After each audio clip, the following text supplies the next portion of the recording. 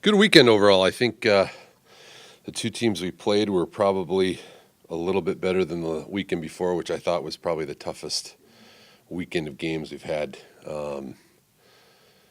in my time here, certainly out of the conference. So VCU was tremendous, really caused us a lot of problems and opened us up and forced us to have to problem solve a lot more than I wish we had to. But it was good in a sense that we had to deal with some injuries and we had players that had to kind of jump in and contribute right away. And we were good enough on the day. We had the best two chances of the game really early on. That I think we score one of those, and I think the game is dramatically different. But we didn't. They kind of wore us down, and 20 minutes left, they put two in on us, and that was all she wrote. But it was a physical game. Probably took the most out of us of any game we've had this year.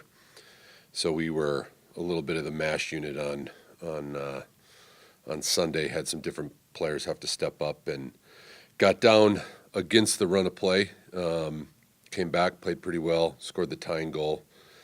At that point, felt like we were going to find the winner at some point. And it took 8 minutes into overtime, so we ended up getting a good win out of that. Central caused us some problems too. So overall, excited where we're at. Hopefully we can get a few people healthy. I think having an extra day off today with all the rain and flooding and all that actually came at a good time. We had probably 8 or 9 we were gonna nurse back from injury yesterday, so it worked out pretty good. So we got the Dakota trip. So we've got South Dakota State, who I think is probably the team that will challenge for the summit.